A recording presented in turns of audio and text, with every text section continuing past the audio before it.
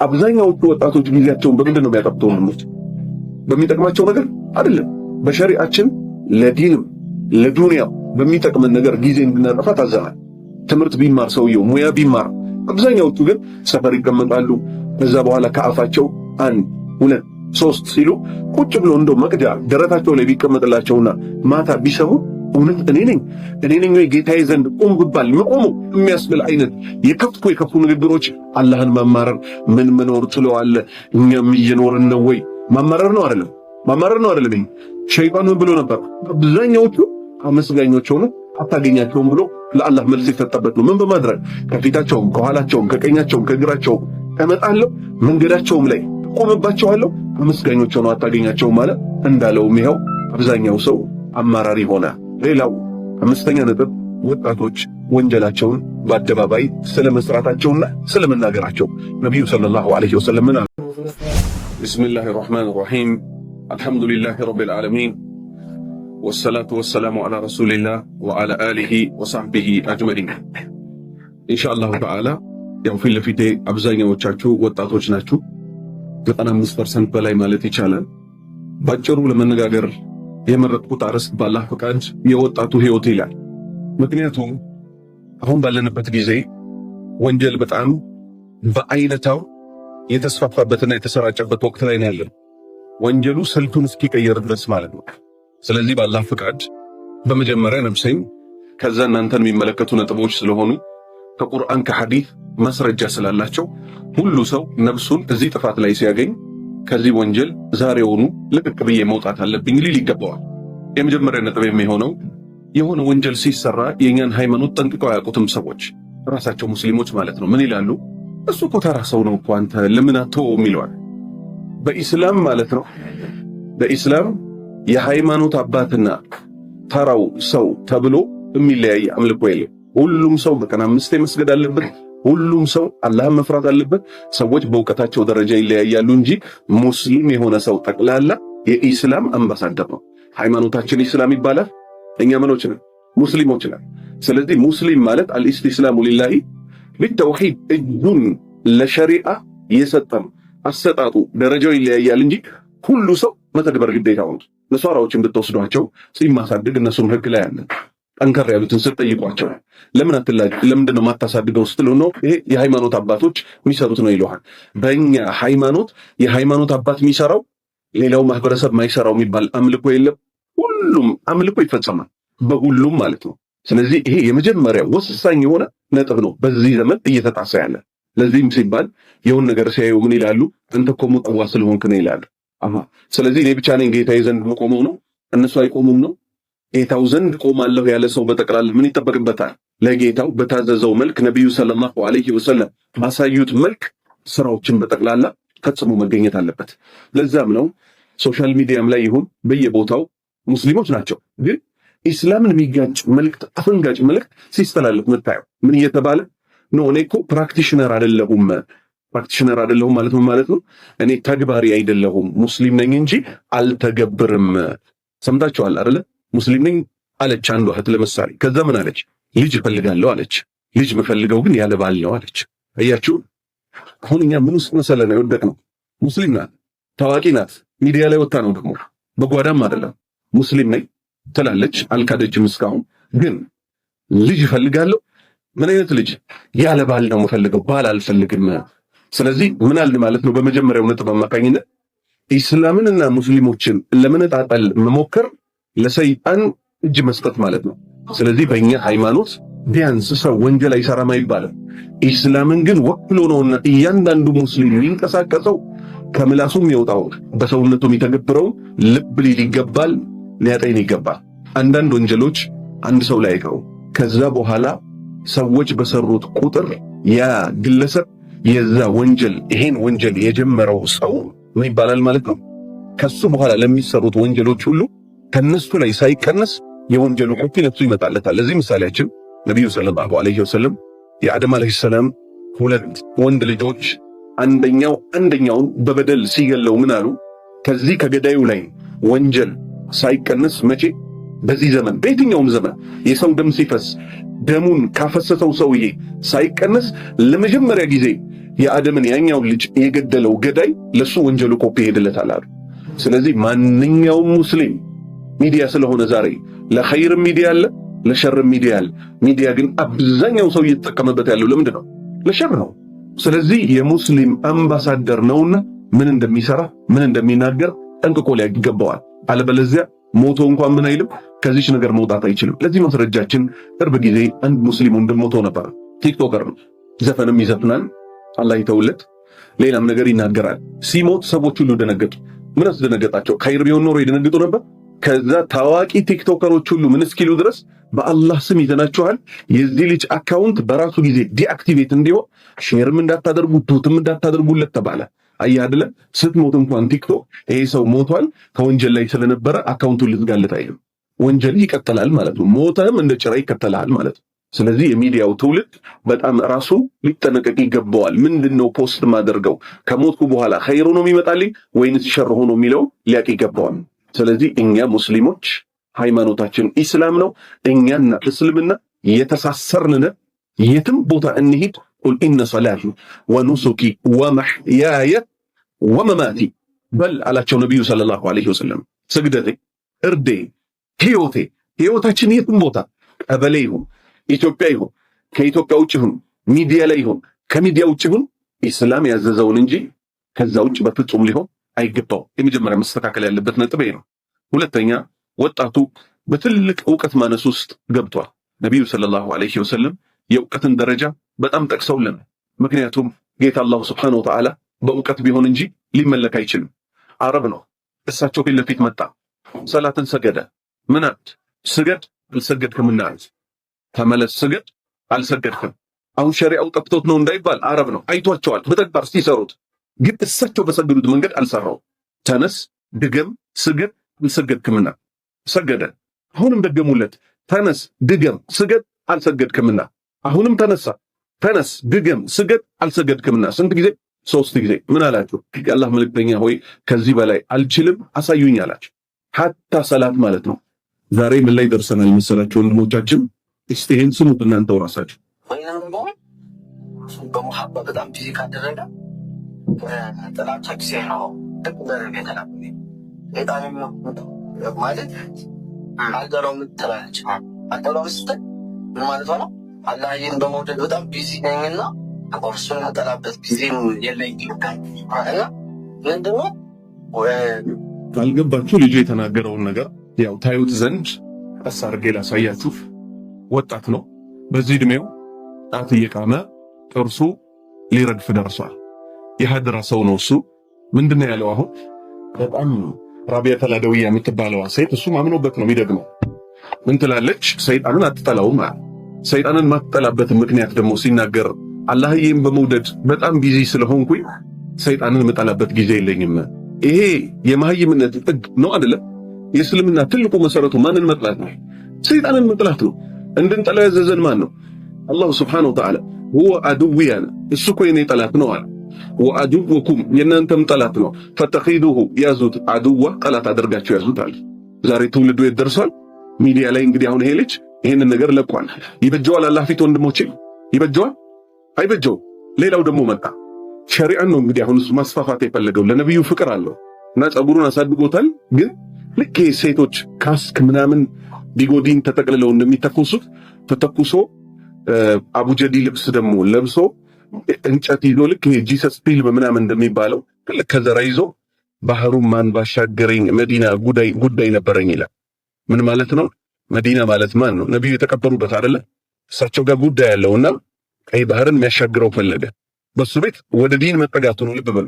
ከዲን ግን በስንትና ስንት ማይሎች እየራቀ ነው። ምን ይላል?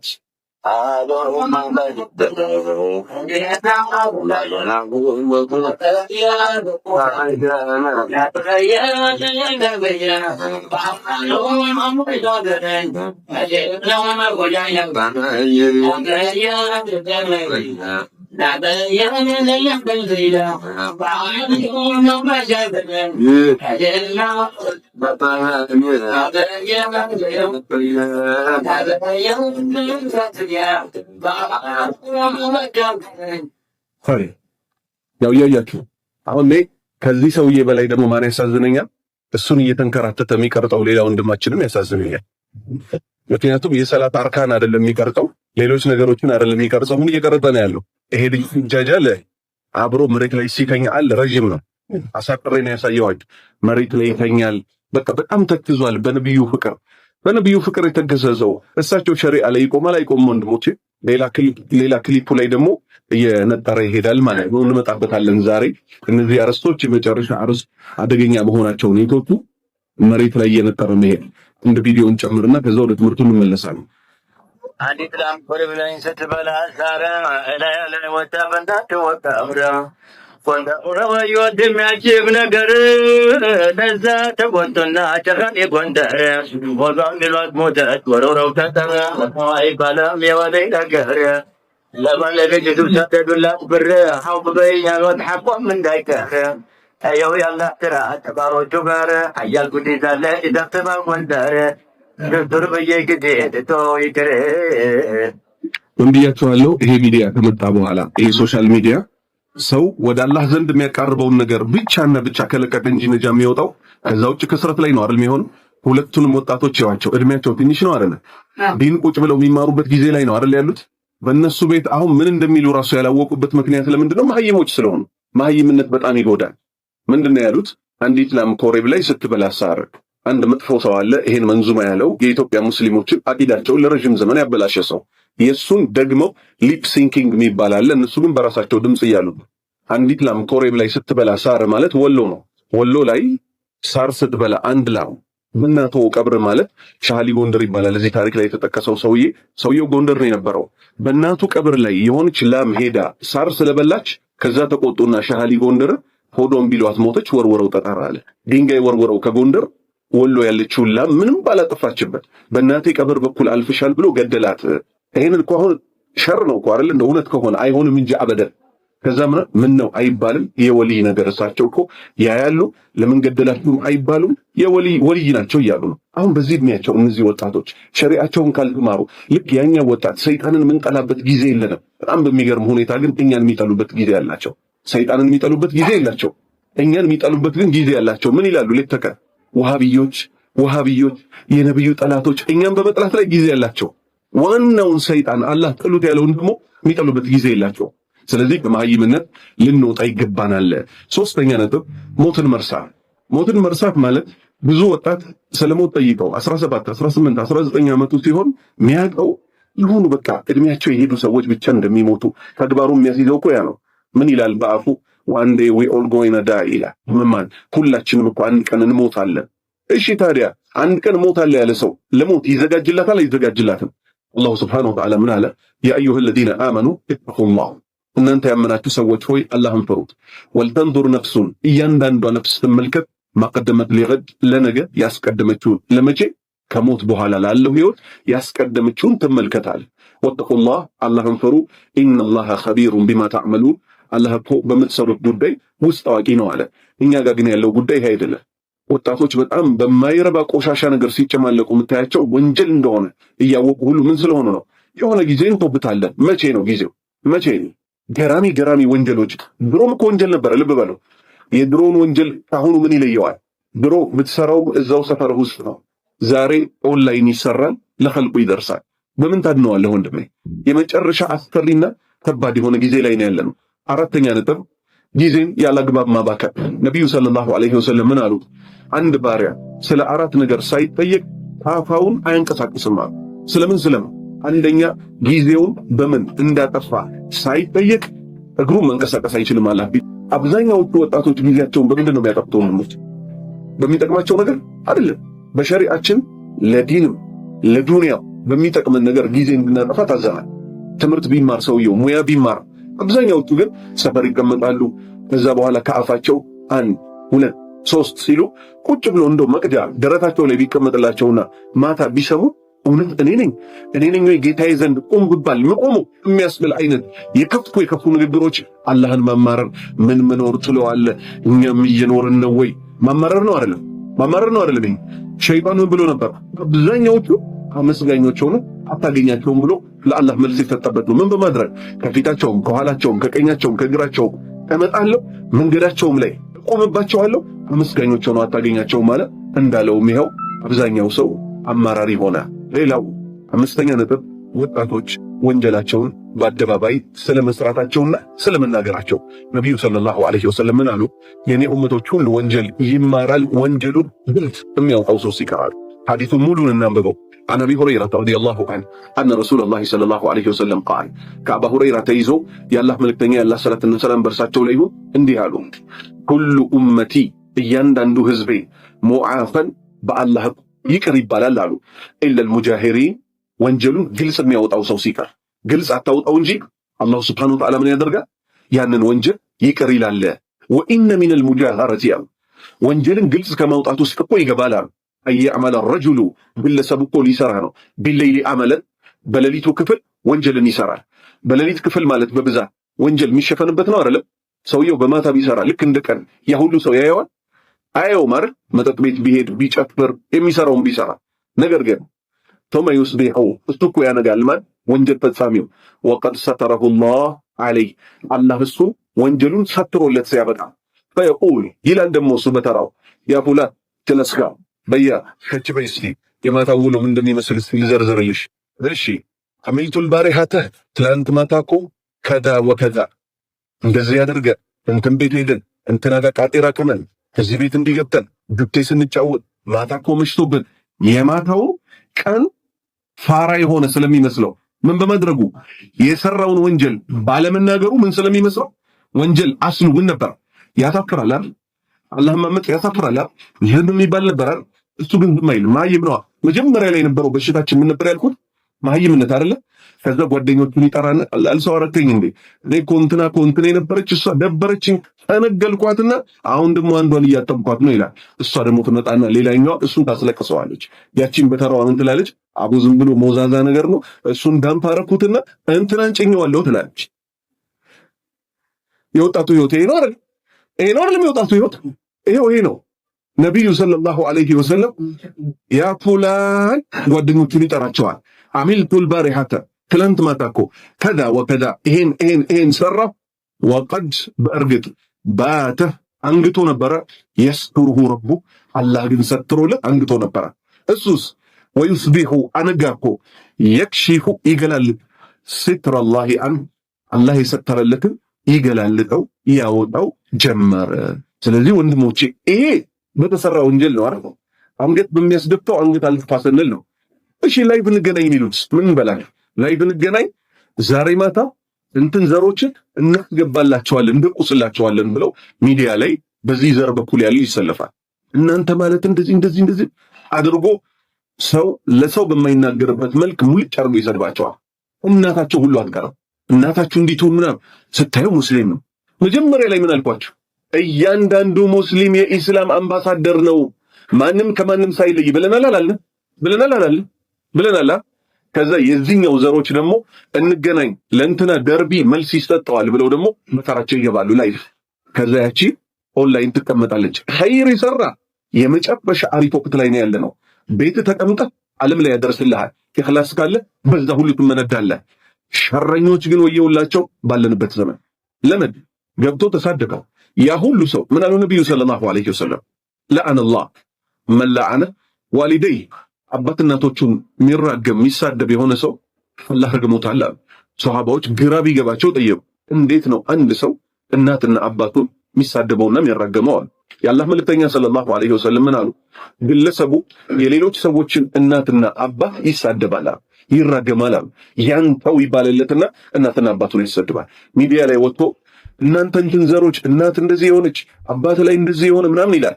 ያ ሁሉ ያንተው አንተ ውሻ አንተ ምናምን ብለው ይመልሱለታል። እርግማኑ አንድ ሰው ብቻ ሆነ በስንት ሆነ? ቁጥሩ በበዛ ቁጥር ወንጀሉ ልክ እንደዛው ይበዛል። ስለዚህ ወጣቶች አላህን ልትፈሩ ይገባችኋል። ማንኛውም ወንጀል አትነገርም። አንገት ተደፍቶ አላህ ሆይ ማረን የሚባልበት እንጂ ወንጀል የሚወጣበት አይደለም። እሺ ስድስተኛ ነብዩ ሰለላሁ ዐለይሂ ወሰለም የተናገሩት አለ ከፌስቡክ ጋር አያይዤ የሱን ጥፋት ደግሞ ነግራችኋለሁ።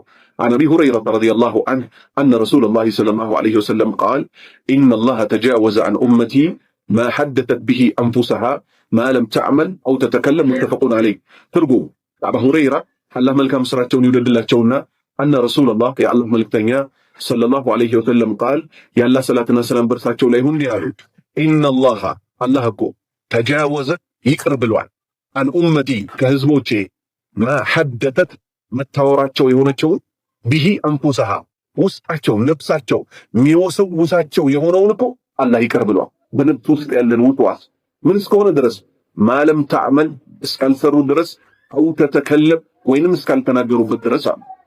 ፌስቡክ ስትገቡ ምን ይላችኋል? ዋትስ ኦን ዮር ማይንድ ይላል። ትርጉሙ ምን ማለት ነው? ጭንቅላት ውስጥ ምን አለ ማለት ነው። ዋትስ ኦን ዮር ማይንድ ማለት ሰዎች ዝም ብለው ይመጣላቸውን ውስጣቸው ያለውን ይጽፋል። በሸሪዓችን ምን ሆኖ ሳል እንትን አማረኝ አሁን ምን አልኳችሁ ቅድም ወደ መጀመሪያው ነጥብ ነው መወስዳችሁ። ማንም ሙስሊም ወንድ ይሁን ሴት ምን ሊል አይገባው አላህና መልእክተኛው ሰለላሁ ዐለይሂ ወሰለም ካሉት ንግግር ውጭ ሊናገር አይገባው ማለት ብልግና አማረኝ ሁሉ ብለው የሚለጥፉ ሴቶች ሙስሊም ሆነው ማለት ያለንበት ጊዜ ደግሞ ችግሩ ምን ሆነ?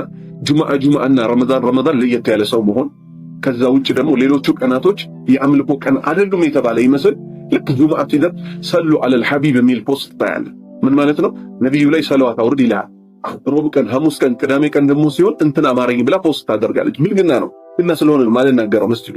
ስለዚህ የመጣልንን ሁሉ ከመናገር ልንቆጠብ ይገባናል። ሰባተኛ ነበር የሰፈር ለጨርቆስ ቅርብ ነው አይደል? ሜክሲኮ ፒያሳ፣ መሳለሚያ፣ ጣሊያን ሰፈር፣ ጨርቆስ ምናምን የተወለዱ ልጆች ራሳቸውን ከሌሎች የአዲስ አበባ ልጆች ለየት አድርገው ያያሉ። ለዚህ እኮ ሰገጤዎች ናቸው ምናምን። ሴስነት ከፈለግሽማ ፒያሳ ጣሊያን ሰፈርን ይዘሽ በአሜሪካ ግቢ አርገሽ በመሳለሚያ አቋርጠሽ ባብነት ተመልሰሽ በፍልውሃ በኩል አቋርጠሽ ጨርቆስ ከችት ያለሽ ይባላል። ሌላው አዲስ አበባ ካርታ ውስጥ እንደሌለ ነው አይደል የሚወሰደው? ነው አይደለም? ወንዶች ለምንድን ነው ለራሳቸው ለየት ያለ ቦታ የሰጡት ነው? እነዚህ አንድ ሰው የዱንያ ልጅ ሊባል አረኔ የዱንያ ልጅ አይደለሁም ይላል አይደል? ስድብ ስለሆነ ማለት የዱንያ ልጅ ማለት ዱንያ ወዳጅ ማለት ነው። አረኔ የለውበትም ይላል።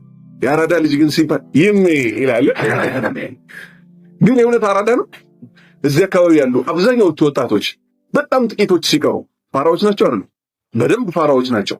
ግን እነሱ ለራሳቸው የአራዳ ልጅ የሚል ታፔላ ሰጥተዋል።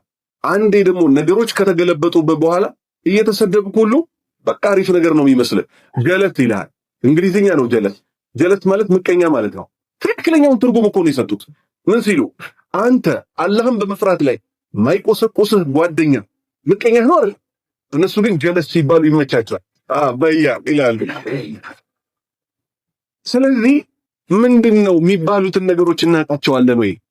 አሁን እኛ መተን የአላህ ባሪያዎች ሆይ ወንድሜ ሆይ ምናምን ስንል ኡስታዝ ፋራ ናቸው ምናምን ይላል። በያ ሲለው በህንድኛ ይሜ ይላል። በያ ማለት በህንድኛ ምን ማለት ነው? አማርኛው እያለልህ ህንድኛው ላይ ትሄዳለህ። ለዚህም ሲባል ነገሮች ተገለባበጡባቸው ወንድሞቻችን ላይ መመጣበት ነጥብ አለ። ስለዚህ ከእንዲህ አይነት ጉዳዮች ዕውቀት ያስፈልገናል። ሰዎች ለኛ የሆነ ታይትል ሲሰጡን ያ ነገር ለኛ ስድብ ነው ወይስ አይደለም ጠንቅቀን እንወቀው። እየተሰደብክ ይመች ትላለህ እንዴ? ለምን ያለህበት ጣቢያ የማይሆን ጣቢያ ነውና የማይሆን ነገር ሲሰጡ አሜን ብለህ ትቀበላለህ። እስቲ የዲን ሰው ሁን ውጣ። ጀለስካ ሲል ኧረ እኔ ጀለስ አይደለሁም አላህን ፍራ ትለዋለህ። ምክንያቱም እሱም ጀለስካ አይልህም። ለምን እየጠራኸው ያለው በአላህ መንገድ ላይ ስለሆነ አከረርሽው እኮ ዙሩን አጠብቅሽው እኮ ይልሃል። አዎ ዛሬ በደንብ አድርጌ ባስር ይሻልሃል። ከለቀቅኩ ወደ እሳት ነው የምትሄደው፣ ወደማይሆን አቅጣጫ ማለት ነው። እሺ ስምንተኛ ምን ላይ ደርሰናል? ባለንበት ዘመን በጣም ኩረጃችን ጥግ ደርሶ በጣም በሰዎች መቋመጣችን የሆነ ደረጃ ደርሶ እንዳልኳቸው የአራዳ ልጆች ምንድነው የሚያስከይፋቸው? አኩቻ ወዋነ ምናምን ሲል ምናምን ይላሉ አይሉ። እዚህ አካባቢ ያሉ ሙስሊሞች ጭምር ማለት ዋሽ አኩቻ ምናምን ይባላል አይባልም? ማን ነው አኩቻ? እኛ እሱን አርአያ አድርገን እንወስድ ዘንድ ሙስሊም ነው ሲጀምር ሙስሊም ነው አይደለም? እንዴት እያለ ነው የሚሄደው? ምድር ላይ እየተንቦጣረረ እየነጠረ ነው አይደል የሚሄደው? ከዛ ሳልፎ ምን ይላል? ዋዋነ ይላል። ምን ማለት ነው ዋዋነ ማለት? ይሄን ያህል ጆሮአችን ላይ ድግምት ይሰራበት እናቴ ትሙት ማለት ነው። በዚህ በአማራ እቴቴ እታለም ምናምን ነው ስማቸው፣ ዋዋ ይባላሉ እናቶቻቸው። እናቴ ትሙት እያለ እኛ እንቀበለዋለን። ነብዩ ሰለላሁ ዐለይሂ ወሰለም አላህ ውጭ ባለ አካል የማለ ሰው በእርግጥ አሻርኳል አሉ። ሽርክን የሚያክል ትልቅ ወንጀል ተከናንበን አኩቻ ዋዋነ ምናምን ይላሉ የሙስሊም ልጆች። ስለዚህ ምንድነው ኮፒ የምናደርገው? ኸይር እንጂ ሰው ሸር በፍጹም ኮፒ ሊያደርግ አይገባውም። እንተማመን በያዝነው እስልምና። ይሄን ያህል ወርደን ከማይሰግዱ ሰዎች አካሄዳችንን እነሱን ካልመሰለ እስክንል ድረስ ይሄ ሁሉ ከዲናችን መራቅ ነው። እኔ ቦንስሃለሁ ቦንስሻን you don't know me at all የኔ ብቃት እኮ ምናምን ይሄ ሁሉ የሙስሊም ልጆች የሚሉት ሚዲያ ላይ የተያዘባቸው። ቦንስሃለሁ ማለት ምን ማለት ነው? እስቲ ትርጉሙን እስቲ ታውቁታላችሁ? እኔ እበልጥሃለሁ ማለት ነው አይደል? ማን ነው ማንን የሚበልጠው? ኢብሊስ ነው አይደለም? ምን ያለው አደምን በተመለከተ አለይሂ ሰላም አነ ኸይሩ ምን እኔ እኮ ከሱ እበልጣለሁ ያለው እኮ ኢብሊስ ነው፣ ሌላ አይደለም እኮ። ስለዚህ ሰው ራሱን እኔ እበልጣለሁ የሚል ስታተስ ውስጥ ሲገባ ትልቅ አደጋ ውስጥ ይወድቃልና ልንጠነቀቅ ይገባል። መሬት ላይ የነጠሩ መሄድን አስመልክቶ መጎረርን፣ ይህ አፍንጫ መንፋትን በተመለከተ አላሁ ሱብሓነሁ ወተዓላ ሱረቱል ፉርቃን ላይ ምን አለ?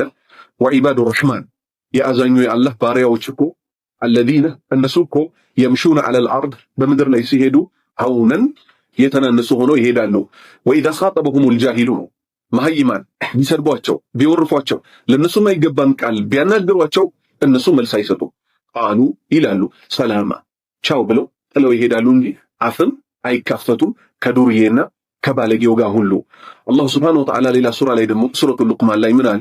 ወላ ቱሰዒር ኸደከ ሊናስ ሉቅማን ልጃቸውን ሲመክሩት ነው። ጉንጭህም በኩራት ከሰዎች አታዞር። እንዲህ ሰዎችን እንዲህ ያንጓጠጡ ማየት ማለት ነው። ሰውም መናል ወላ ተምሺ ፊል አርዲ መረሃ በምድር ላይም እየኮራህ አትሂድ፣ አትንቦጣረር። ኢነላሃ አላሁ ሱብሓነሁ ወተዓላ ላ ዩሒቡ አይወድም እኮ ኩለ ሙኽታሊን ፈኹር ዱረኛና ተንቦጣራሪ የሆን ሰው አይወድም። 9ኛ ነጥብ ከዕለት ዕለት አፎቻችን በጣም እየቆሸሹ በጣም ዱርዬ የሚባሉት ቀጥታ ቃሉን ይጠቀሙታል ከመሃል ጣት ጭምር ማለት። እኛ ሰዎች ስንባል ሙስሊሞች ነን ብለናል አይደል? መጀመሪያ ላይ ከዚች ከአጥሪ ጣት ውጭ የምናወጣው ምንም አይነት ጣት የለን ለህይወታችን ማለት። እቺ አጥሪ ጣት ትባላለች። ምን ስለምታጠራ?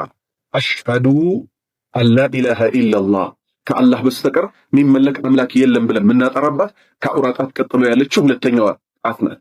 ዛሬ ግን ምን ያደርጋሉ ወጣቶች? የመሃል ጣታቸውን ያወጣሉ። የመሃል ጣት ምን ማለት እንደሆነ በማህበረሰቡ ይታወቃል አይታወቅም ወንድሞች? ከዛ አልበቃ ሲላቸው ደግሞ ግራ እጁን እንዲያመጡና የቀኝ ጡንቻ ያለበት ላይ እንዲህ ይላሉ። ምንድነው ይሄ ሁሉ ውርጋጥነት? ሰው በራሱ ጊዜ ራሱን ያከስራል። የት ነው የተገኘ ነው ሲጀምር? ትልቁ ችግር ግን ምን ይሆናል? ቋንቋውን ደግሞ ትንሽ ሰለጠን የሚሉት የቦሌዎቹ ደግሞ ማለት ነው የጨርቆሱን እናት እንደዚህ ትሁን ሲል ሲሰሙት ሩድ ቦይ ይሉታል። ሩድ ቦይ ማለት ባለጌ ልጅ ማለት ነው። ከዛ እነሱ ቀኑ ሁሉ ደግሞ ሲሰሙ የሚውሉት ዘፈን በእንግሊዝኛ የሆነና ኤምኤች ይላል ማዘር ብሎ ከዛ በኋላ ይከተላል። በአማርኛና በእንግሊዝኛ አንድ ወንጀል ሲሰራ ይለያያል። እንደ ወንድሞቼ ይለያያል። ተግባሩ ያው ነው። ይሄ ሁሉ ከሸሪዓ መራቃችን ነው የሚያሳይ። ዘፈን በአማርኛም ሰማኸው በእንግሊዝኛም ሰማኸው የብዙውን ሰው ልብ እያበላሸ ያለው ዘፈን ነው። በዛኛዎቹ እንግሊዝኛ ዘፈኖች ከእንዲህ አይነት ውርጋጥ አስተሳሰብ ጋር ያላቸው ናቸው። ሰለጠን የሚሉት ወጣቶች ሙሉ ለሙሉ ከዚህ ቆሻሻ ባህሪ ሊርቁ ይገባቸዋል።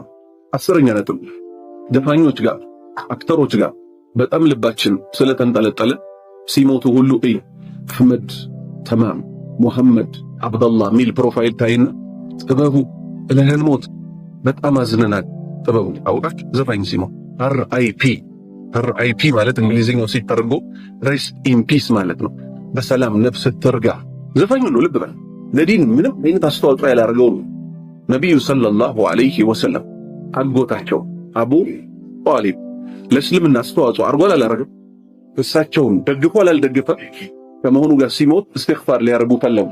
አላህ ወቀሳቸው ወይም ደግሞ ይቅርብህ አላቸው። ምን ሲል ማ ካነ ሊነቢይ ወለዚነ አመኑ ለነቢዩ ሰለላሁ ዐለይሂ ወሰለምና ለአማኞች እኮ በፍጹም አይገባቸውም ማለት ምን አይገባቸውም? አየስተግፊሩ ምህረትን ሊለምኑ ሊልሙሽሪኪን